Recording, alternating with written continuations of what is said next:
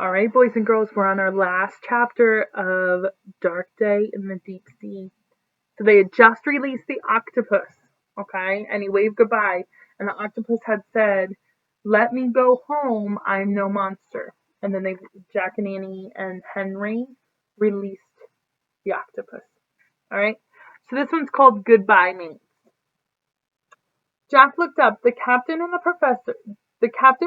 professor, and the crew members were all gazing silently down at the water. Henry gave the captain a salute. The captain saluted back. Then everyone on board clapped and shouted. Overhead the clouds had disappeared as if a curtain had been pulled away from the sky. Pink and red swirls of light streaked into the blue. The sky was beautiful. The cheering died down. Let us disturb let's let us disturb these waters no more, commanded the captain. That means let us like leave and not disturb these waters again. Unfurl the sails, get the steam up in the boilers. Henry turned to Jack and Annie while they were preparing the ship. Shall we return to the shore? He asked. Yes, please, said Annie. Jack nodded. He was totally exhausted after the adventure they had just had. As Joe and Tommy started rowing back towards the land, the wind shifted and died down to a gentle breeze. The I predict the fine, clear night weather tonight, said Tommy. And tomorrow, too, said Joe. The wind should be brisk. A good time to sail, said Tommy. When they drew close to shore, Tommy and Joe both jumped out of the boat. Splashing through the shallow waters, they pulled the boat up onto the beach. Jack and Annie hopped out. Henry climbed out after him. Thanks, Jack said to the sailors. Henry walked with Annie and Jack up the dunes. Are you sure you'll be all right? He asked. What will you do when night comes? Don't worry, said Jack. We'll get back to our parents before dark. Lucky you, said Henry wistfully. I wish I could go back to my family before dark. I hope you keep having a good voyage, said Annie. And I hope you learn a lot, said Jack. Bye. Thank you. Wait, before you go, said Henry. I want to give you something. Henry reached out of the pocket in his vest, and took out a beautiful Nilus shell. The real reason I ran into my lab when the storm came was to get this, he said. I didn't want to risk losing it, but now I would like to give it to you. Oh no, Henry, you love it. You keep it, said Annie. I do love it, said Henry, but I want you to have it. Today you taught me. No, you taught all of us an important lesson. It is a dark day in the deep sea when we cause innocent creatures to suffer. The professor said we had to conquer our fears through knowledge, but you taught us that our fears can be conquered through compassion. Even we scientists must never forget to have compassion for all living creatures.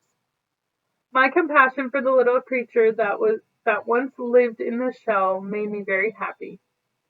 Oh man, thought Jack, that's the secret. Henry held out the gleaming nautilus shell, and Annie took it from him. Thank you, Henry, she said. We promised to take good care of it. Thank you, Henry. Thank you, said Henry. He brushed his hand across his eyes. Well, I must say goodbye now. Enjoy the rest of your vacation. Henry saluted them. Before Jack and Annie could say anything, the scientist turned and walked briskly back to the rowboat. Let's go, said Jack to Annie. Annie and Jack walked around the dunes and headed through the seagrass to the rope ladder to the treehouse. Then they climbed all the way up to the treehouse and looked out the window. The rowboat was gliding over the shimmering water of the sunlit sea, heading back to the HMS Challenger. So here's Henry saying goodbye to Jack and Annie after he gave them the shell.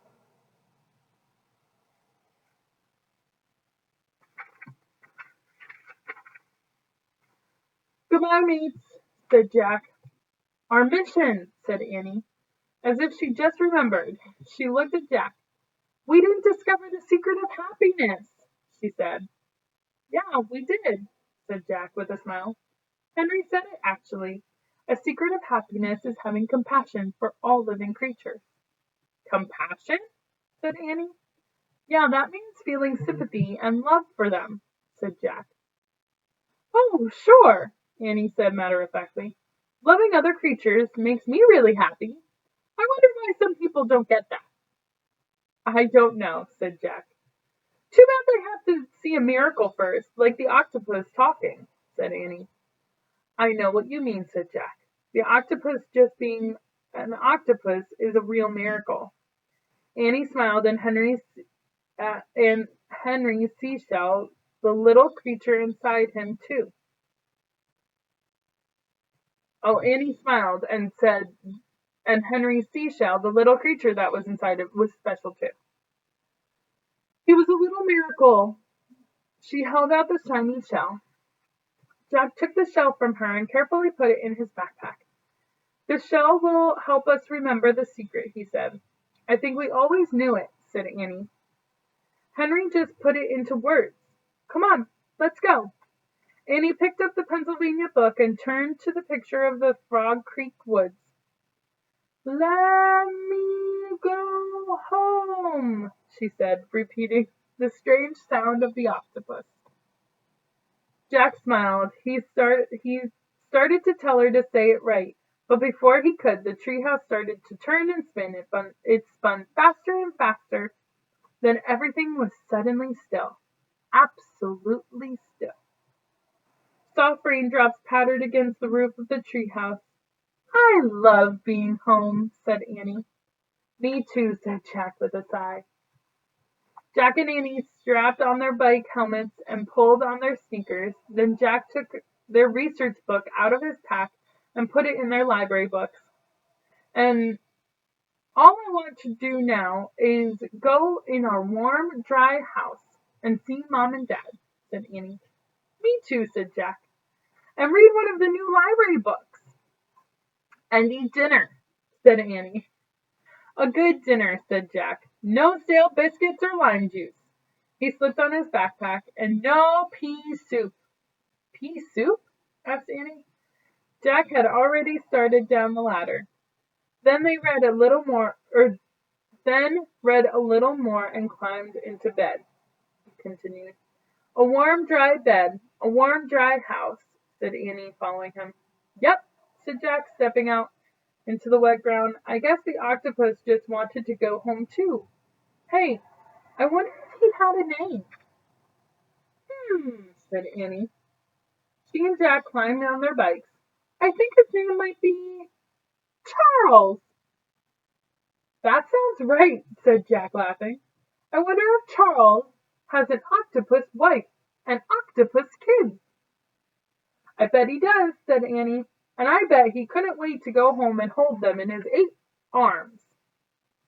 Jack laughed again. "Yeah, I bet you're right," he said. Then he and Annie took off riding through the Frog Creek woods. The rain fell harder, but it didn't matter.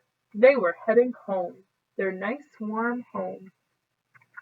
All right, boys and girls, we finished our Magic Treehouse books, Dark Day in the Deep Sea. All right, so I hope you enjoyed our book.